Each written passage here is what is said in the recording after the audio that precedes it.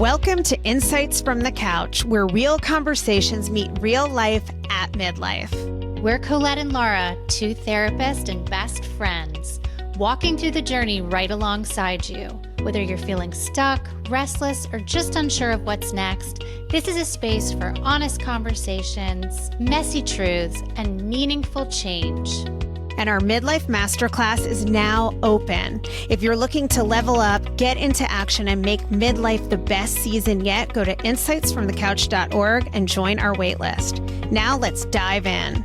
Welcome back to Insights from the Couch. Hi, guys. This is our Thanksgiving episode coming to you the day before on Thanksgiving Eve. We're going to get into some family dynamic stuff because God knows if anything's going to stir the pot with your family dynamics, it'll be Thanksgiving and the holiday season. But we're also kind of excited to be doing this episode really, really close to the time it drops. A lot of times we have to record in advance. And so we're in the heart of all of this. We're in the throes of all of these family dynamics ourselves. You know, it's funny though. I have nobody coming down for Thanksgiving. It's literally my nuclear family has a week off and we're going to decorate for Christmas and chill. So, I mean, I'm going to have to channel like celebrations past ye old family Thanksgiving, but trust me, I can conjure it. No, and also I think this could be a good thing. So I too am not having anybody come. I'm doing a big Christmas in Hawaii with both of my daughters, my husband, and ironically, or maybe not ironically, like the Alanis Morissette, none of those things were the Alanis Morissette song. None of those things were actually ironic. They were just like bad luck. Good luck. We are staying at my ex-husband's parents' house and celebrating Christmas Day with my former sister-in-law and her husband, which actually should be lovely. So all the family dynamics of that are getting shunted off till Christmas. For Thanksgiving Day, my dad, Steve, and I ordered Fresh Market. Oh, I love that. And we're having turkey dinner at my house. It's going to be super chill. I might steal that idea, honestly. Yeah. And actually Fresh Market, and this is like a local thing, although you guys, some of you where you live, you probably have Fresh Market too. Of all the places, I actually like their food. My family doesn't like turkey. I mean, my son's like, can we give up the idea of turkey? Like no one likes it. And I was like, okay, yeah, we can move on from turkey. I like it. I like stuffing. I like gravy, but I don't really care. I don't have time for Thanksgiving this year. I'm recording my audiobook the 3 days of the week, the same week. So to me, Thanksgiving is like a forced day of relaxation where I'm going to attempt to rest. I don't want to cook. I don't want to clean. And I'm thrilled I don't have to do a big thing. But I just had super family dynamics because I celebrated my dad's 80th birthday party.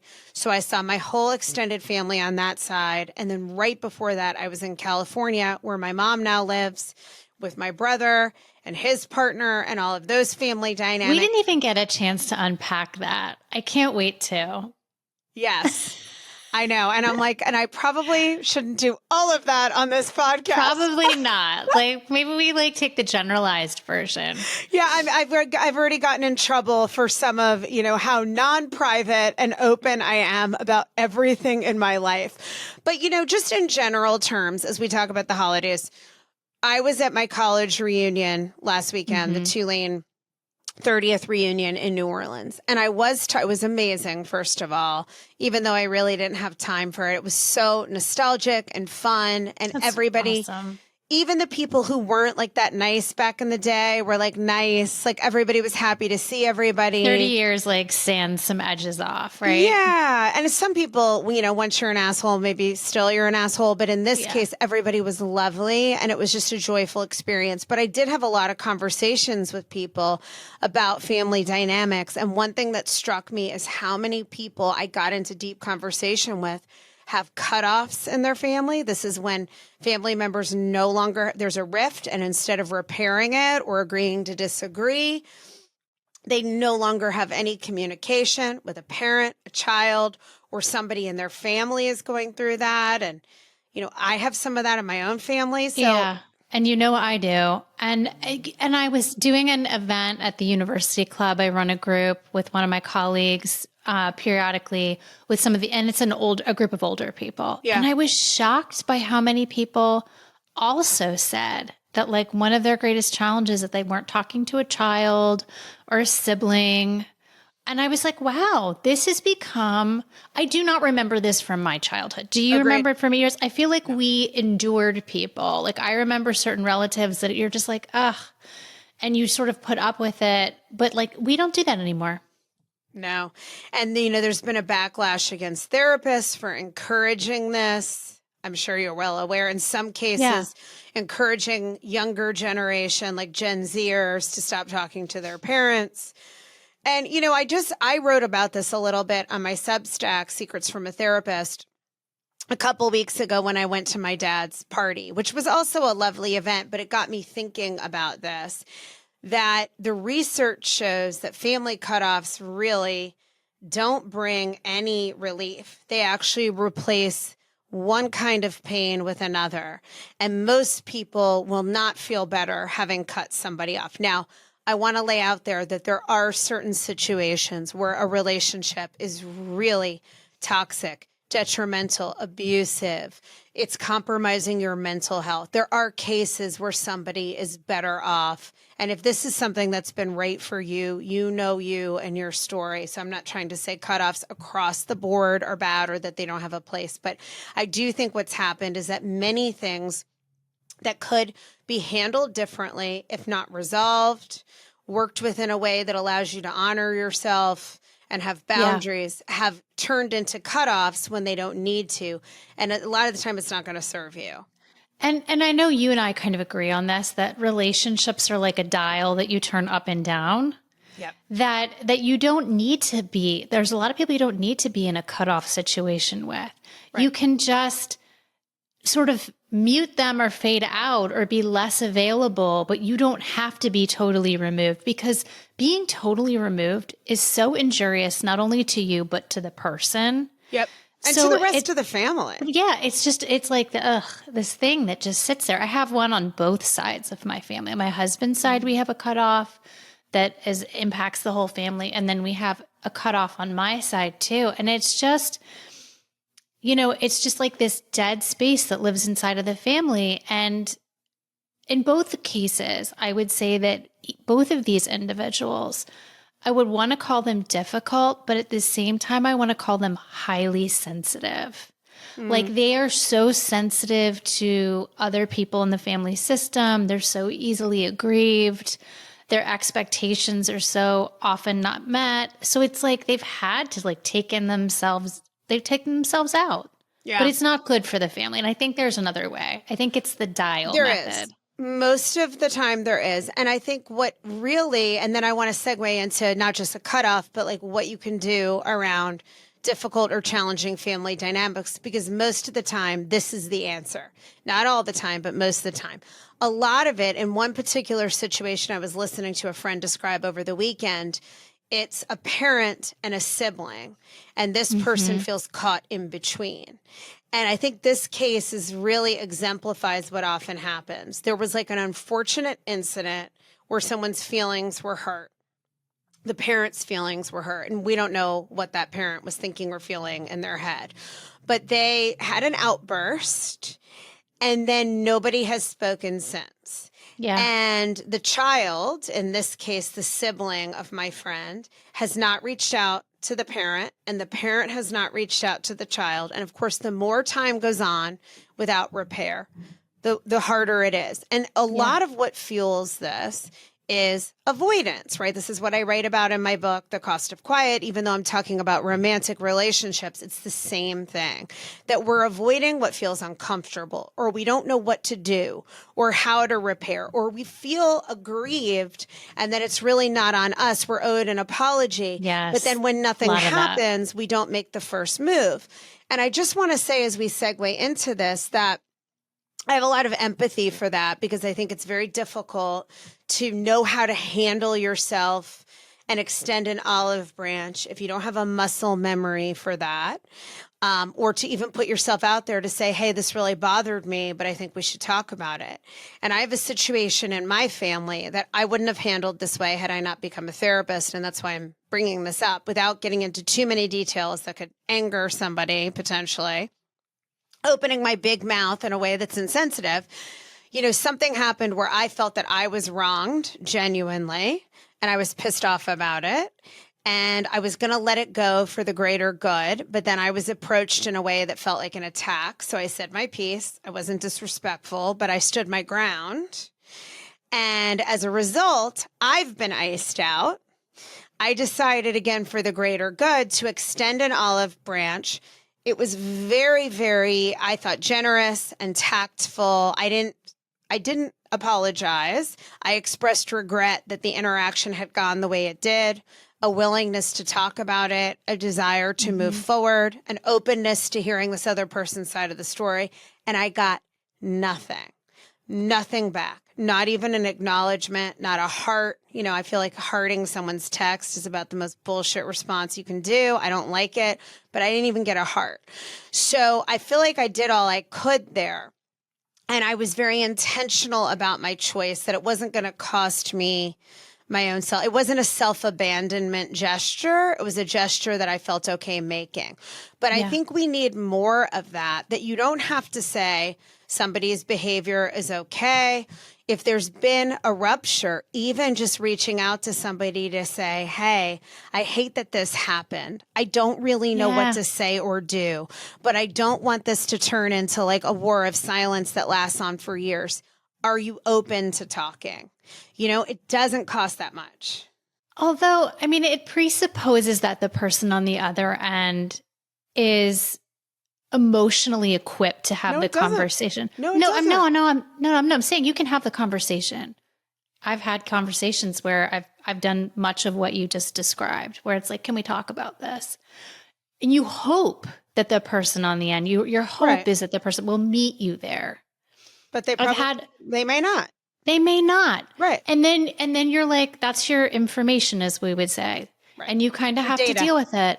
But I do feel as though, because I have the same type of situation in my family where I've had really deep process conversations where I thought I was maybe even getting somewhere with this person, only for it to result in like dead silence and like really not wanting anything to do with me. And I have to be okay with that. But I also have to realize that the level of emotional tolerance on the other side is just not well developed. Right. Like for nuance or to be able to have like that dialectical thinking. Yeah. Like it's just not there. Like they feel aggrieved. They feel convicted. They're not good at dealing with their own feelings. And so they just want to shut it down. Right. Absolutely. And that dialectical thinking being the ability to hold multiple truths at the same time, to see things in shades of gray, to realize that one person has their own experience of the event or the wound, and you may have had a very different experience. You're absolutely right. I think the point I'm making is that you can ask yourself, what can I do on my end that doesn't come at the expense of my essential self? Too often people die on the hill of pride, right? Or I wasn't wrong, so I'm not going to reach out. And I'm just trying to encourage people not to let that be the thing. In my case, I extended an olive branch that I felt was very true to myself, but a real opportunity for a repair to happen. And I didn't necessarily want to re-legislate the whole incident, because I even said in my message, I think it's very clear that we're not going to agree on what transpired, and that's okay. Sometimes that's the case, but my relationship with you is important to me, and I would like to repair this. So I made myself vulnerable. I put myself out there, and I got nothing. And did it hurt? Was it disappointing? Sure. And I'm an adult. I can handle it. And now what I know is that I've done what I can do. And I've made a decision about how I'm going to behave moving forward if I'm around this person. Decision that feels right, balancing all the pieces of the equation, honoring myself, thinking about other family members. And it is what it is. So I think the first piece of feedback we want to give everybody is what you already said. Meet people where they are. We are not going to get repair always. We're not going to get people who have the emotional bandwidth to have these conversations in a good way. And I just want to acknowledge, like, I think because I see this all the time in therapy where I'm like helping people navigate these like sticky situations in their family. And the sad reality, what you described is such a beautiful bit of process, but the sad reality that I just keep coming back to again and again is that the most difficult, most underdeveloped person often gets to sort of hijack the family system. They have more control. Yes. And I'm always like, ugh, like that just seems like so unjust. And that's what's happened in this case. That's what's happened. Now there's a ripple effect into the family. Other people are upset. Other people feel uncomfortable. I've done all that I can do. And it is the least developed, the most immature, the most petty, the least communicative. That person has a lot of power. So we do what we can to minimize that. And I think just for people, whether there's a major rift in your family or you're just dealing with a lot of personalities, I even went into my dad's party. It's been a long time now since I've been around like the entire family system. And thinking, God, are people going to be like nice, or is this going to be a lot? Or I was mostly excited to see people, but you just don't know. It's a lot of personalities coming together. And so many people are going to spend the holiday really caretaking and preparing a meal and cleaning up. And in some cases for people, you don't even feel like you or treat you well. It's a difficult thing to be in. I know. And, that brings me back to the women in my family. And one of the biggest realizations that I've had over the years is to level set your expectations. Yep. I think that is what has sunk every holiday I've ever had since I've been a child, is that my mother and my grandmother had these really unrealistic expectations for like, we were going to have, like a Hallmark movie at Christmas, and it was going to go a certain way and everybody was going to behave a certain way. And it always gets like, it's never that. Yeah. So I have finally gotten to the point where it's like, I realize it's a bunch of messy personalities. I know what kind of show it's going to be. I have no expectations of how it's going to go. And that is one thing that really inoculates me from being disappointed. I'm trying to get my mom there. I might never get her there, but yeah, I think that's a huge thing, what you said. I think both in terms of that pertains to meeting people where they are, not having high expectations of the event, of how it's going to go, of how people are going to behave. If like Uncle Johnny's been a dick since year one, he's probably going to be a dick again. Yeah. And, you can control to some degree how you let it affect you. It doesn't mean that it all feels good or you're okay with everything this figurative character says or does, but how you internalize it and how you react. You can always choose to respond or not respond rather than to get reactive or let someone keep you from an event or ruin your day. Right? Other people don't have to have that much power over us. We do have more control than we think. Although, and I think, Mel Robbins just actually did a great episode on difficult people. So if people want to do a deeper dive, I actually thought a lot of what she said in that episode was really good. And she said, remember, like most people are like overgrown 8-year-olds. And I think there's some truth to that. And I think that when you're around family, it's so easy. Like you've been so sensitized to body language and like, little schisms have happened and, people have little, what am I trying to say? I can't find the word. I don't know. I have menopause. I have no idea. What's the word? Where like people couple off and they like, you feel triangulated or like little cliques. There's little cliques in a family. There's all sorts of ways of like getting your feelings hurt in a family. Oh yeah. Or like, why is that person moody? Or like, so it is like kind of incumbent on us to like make sure we don't get like pulled in old ways. Yeah. And always not to, this came up a lot over the weekend, not to get triangulated. If two people you love have beef, you gotta stay out of it. And you can let those people know, this is really hard for me. I care about my relationship with you. and I care about my relationship with this person. And so as a result, I am going to choose to, and you can set boundaries. I'd rather if you not share about your feelings. I'm not going to communicate as a go-between between the two of you. If you have something that you need to say to her, you'll have to say that to yourself or find somebody else who isn't as psychologically healed and is willing to unhealthfully do your dirty work. So I think this is where it's true, right? That's a mouthful. You'll have to find somebody who is not as psychologically healed to do your I'm dirty joking work. that you would say that, but you can say what you will and will not do. And I think this whole expectation thing is really the heart of it. I have rolled into all of these events. I mean, I've had weeks now, like a month when I think about it. The California trip, my dad's birthday, my reunion, and and then I'm going into Hawaii, right? 3 big events with a lot where I'm staying with a lot of people. And each time I've kind of centered myself first on what might I need during these things? What do I expect? Nothing, right? I'm going to just I'm going to take care of myself within the context of whatever's happening. So if you're traveling and you have to stay with family and one of those family members is really obnoxious to you or mistreats you, and let's not forget, a lot of times there's a lot of history of being wounded by this person. Yeah. So we don't mean to suggest it's so easy, but maybe in advance, think through what can I do to make this a little more palatable? Maybe it's going out every day for a long walk or having an escape plan, getting some alone time, having one family member in this system that's really supportive that you can say, hey, in advance, I feel like this week might be kind of hard on me. Can I reach out to you if I'm struggling? Mm-hmm. You know, can we talk about it? See if there's somebody you can lean on a little. Whatever will help you get through, because sometimes we do feel trapped by these dynamics, and even just having to suffer through somebody, especially someone who's hurt you. You know, in some cases, people are dealing with people who have abused them, and there's never been accountability. It's hard. Yeah.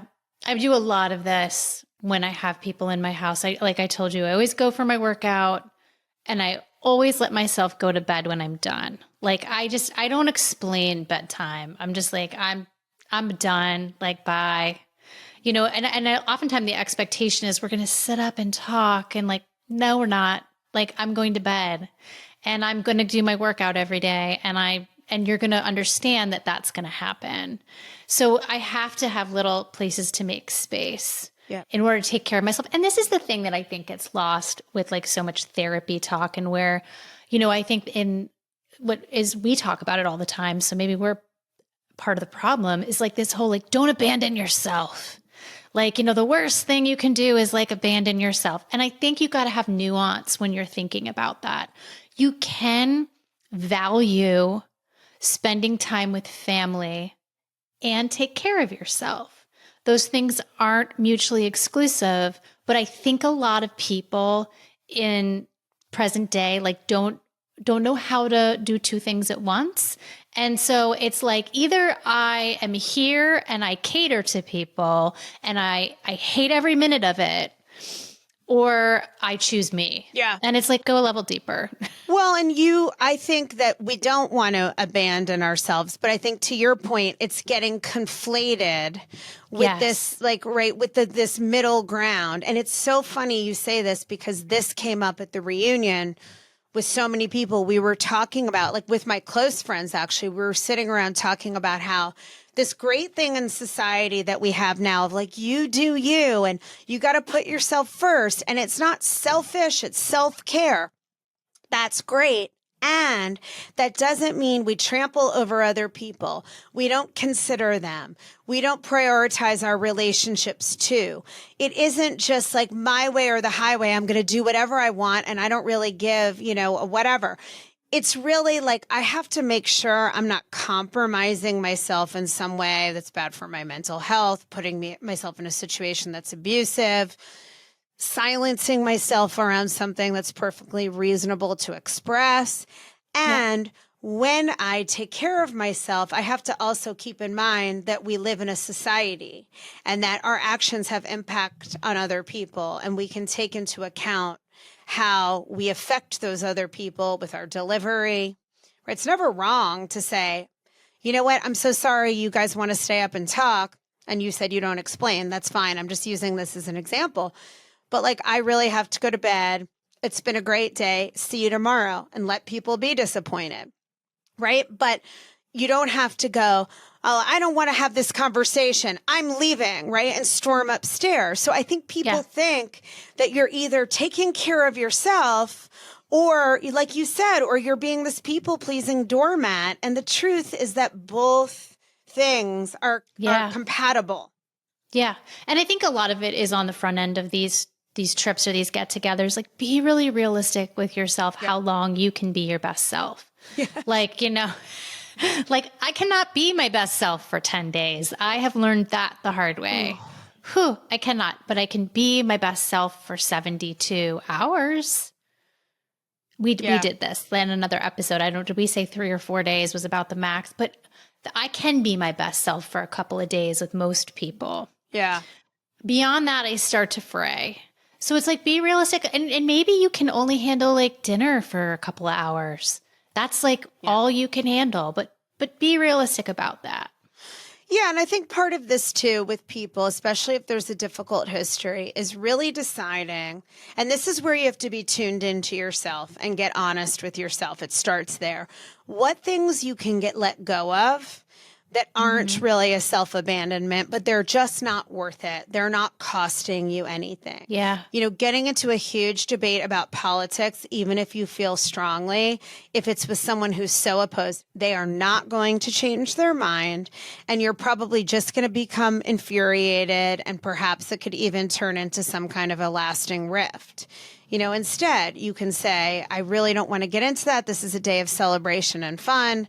Let's focus on that, right? You don't have, if somebody's baiting you and if they're making comments that really rub you the wrong way politically, you know, I'm just using that as an example, but maybe that's something that you can let go of. If somebody does something that really crosses a line, really offends you, is mean to your child, is inappropriate with you, right? Oversteps, then that's something that probably has to get addressed. And unfortunately, in a lot of these families, there's so much avoidance, or there's a lot of pressure to not rock the boat or to not upset a fragile, delicate balance of some of these relationships. And I think this is where we have to go inward to decide what really matters. And am I willing and able to speak up if something does cross that line? Amen to all of that. I agree with everything you said. And yet I think these cutoffs that we're seeing so much of, and I mean, I'm sure everybody listening can think of somebody they know that has a cutoff, and there's probably one in your own family, are here to stay. And I think we need to do a deeper dive maybe on this podcast about why like cutoffs are happening at the rate they're happening. Well, let's do a whole episode on cutoffs. Let's do a whole episode on the cutoff. And let's do our own difficult people episode. Yeah. Oh, I know difficult people. You know what? Well, that was good. Do. That was a good one. You know how I feel about her podcast. They're I'm not going to listen to it, but I'm sure it was good. Yeah, but if somebody's like really, wants to go a level deeper or like wants to listen to an hour and a half on it. Oh, that was a good one. Yeah. I mean, I think one thing is for sure, whether it's a family member, we all have difficult people in our lives. We will interact with them.